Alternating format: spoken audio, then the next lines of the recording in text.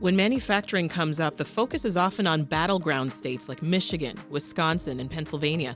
But what about one major former capital of manufacturing, Illinois?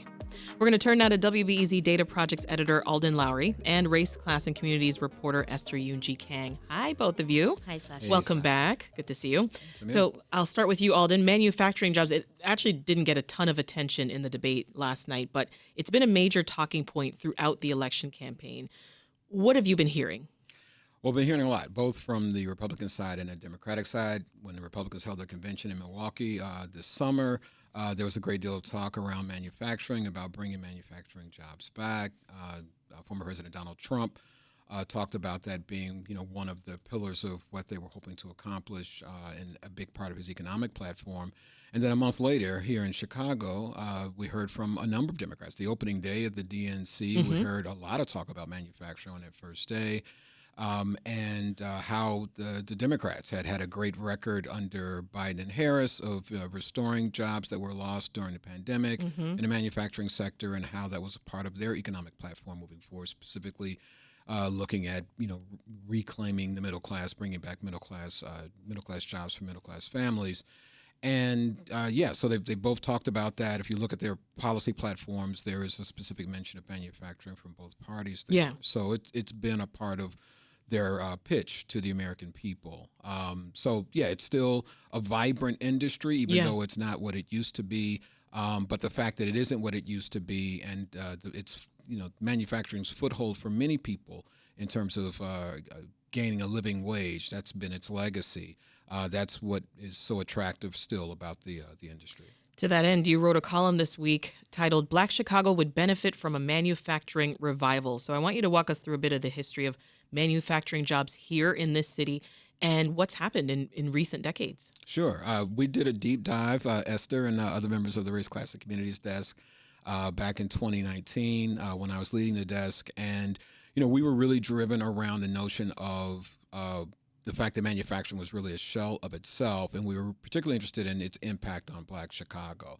And so what we found when we looked at numbers, when we went out into the neighborhoods and we talked with people, was that the dramatic decline of manufacturing jobs in Chicago, and there was a dramatic decline among Chicagoans working in the industry, the numbers showed that, was particularly of great detriment to African Americans and specifically to majority Black communities. And so the numbers we had, roughly 88,000 Black Chicagoans working in manufacturing in 1980, which I think was the high point for Black Chicagoans working in the industry, down to around 17,000, roughly estimated In 2020. In 2020. Wow, so that is a dip. So that is a very, very dramatic drop. And then if you look at a community by community basis, the numbers are really dramatic, and most dramatic in largely West Side and South Side neighborhoods. And so those were neighborhoods where we went out and talked to people, and they told us about how, that the change and the loss of those jobs really corresponded with the decline of many of those communities. They talk about the 70s being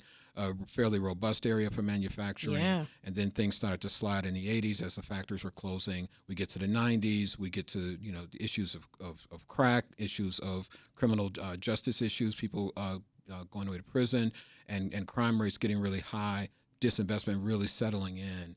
And so it is a part of that narrative. Wow. And just so we're clear, what kinds of jobs specifically are we talking about here? Oh, well, during its heyday, it was, kind of depending on what part of the town you were in. So a lot of steel mills on the south side of town, but there were also, there's still an auto plant on the far east side of the city, which has been there for a good while. And then you had literally, this was one of the cool things about manufacturing in Chicago. People were making literally everything here, from TVs to elevator parts to games and all kinds of things. And so a number of those factories, Brock's Candy was a big factory on the west side.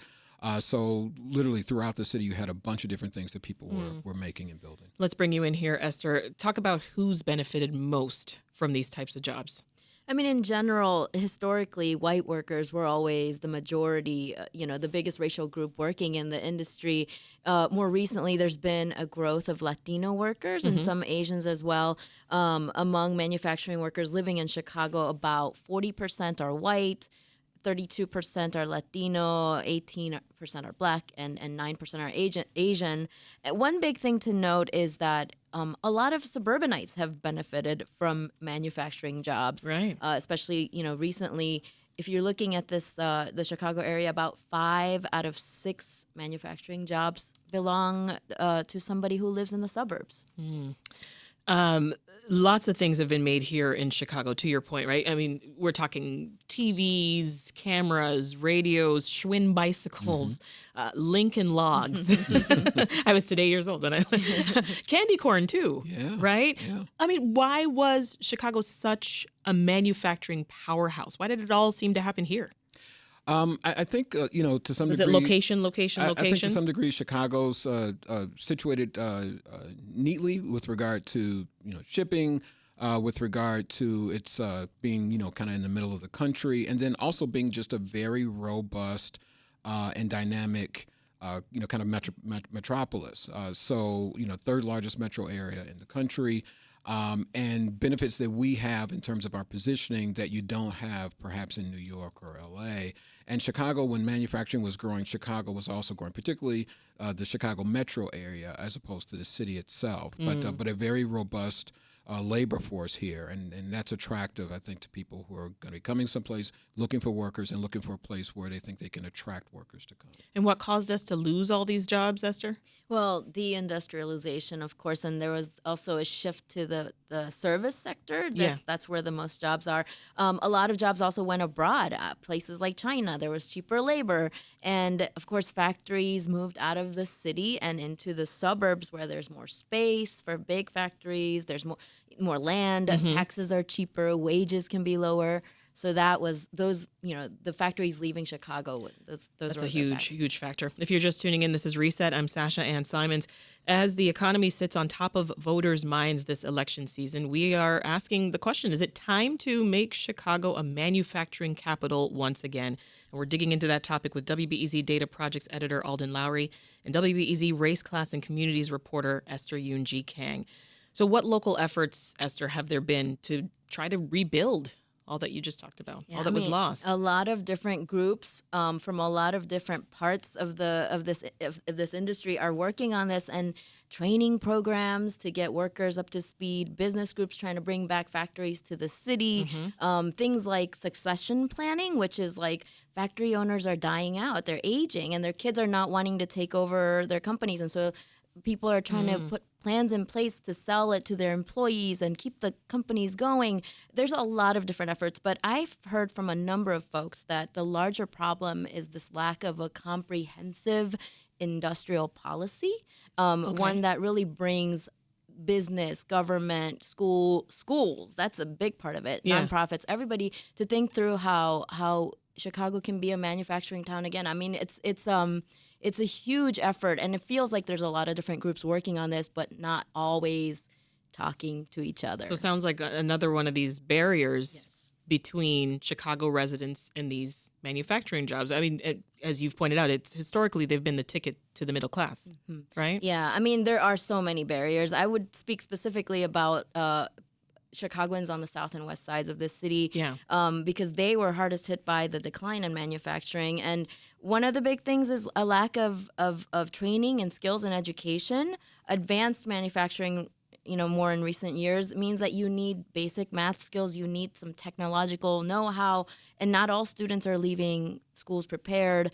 There's also soft skills. Employers always talk about soft skills, how a lot of Chicago residents lack that, being on time, dealing with conflict, communicating. There's a big one, transportation, factories in the suburbs. So even just getting to the job is hard for many Chicagoans on the south and west sides. And, PR problem. The industry still has a PR issue, like an image problem where people think the jobs are dangerous and dirty. And some are, They're not desirable. But kids don't seem to want to work in factories, and so that has been a barrier as well. And I want to add a note here. I mean, there are some manufacturing jobs here, some 58,000 manufacturing jobs still exist here in the Chicago area. They're going unfilled because companies are struggling to hire people, as Esther pointed out. They are just one reason. They're more advanced manufacturing jobs, right? So they require a higher level of education, and access is more limited than typically standard in these manufacturing jobs. I want you to take us back, Alden, to when Chicago factories, particularly on the south and west sides, closed. What was the impact that was felt at the time to the residents there? Was tremendous, particularly as the years went on. So, understanding that during those times, college education was, I would say, especially back in the 60s and 70s, was still a rarity, and it wasn't necessarily something that was happening to all of us, and even more so on the south and west sides. And so, when these jobs went away, there weren't necessarily a whole lot of options. And so there were service jobs the service kind of economy was really starting to ramp up, in terms of, working at this shop or that shop, so on and so forth.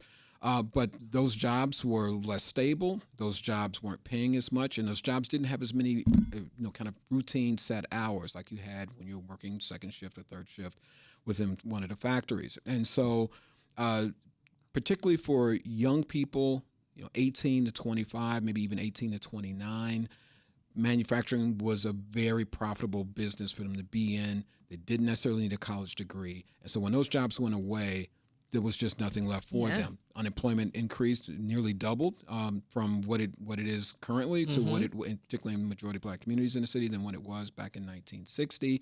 And particularly among people, like I said, in that age cohort, men in that age cohort, unemployment numbers in some black communities are 30-40% within that dynamic. So so it was a very tremendous impact, and some of the other social issues that we saw that really kind of bubbled up to the surface in the years following that, I think are attributed to the loss of that sector. Well, as we opened up with, this has been a hot topic on the presidential campaign trail. But there's, what can be done on the federal level, and there's also what can be done by city and state leaders. Because Trump and Harris don't seem to be keeping Illinois in mind when they're talking about building these manufacturing jobs. Like I said, they're focused on the other states, right? Yeah, the other states are the states that are in play. They're important. Yeah, but what about us? But what about us? Exactly. There's still definitely a need for those jobs, and not just in Chicago, not just in Illinois, but in parts of Ohio and parts of Kentucky and other states that aren't necessarily up for grabs. Those are folks who are desperate to hear, well, what are you going to do here?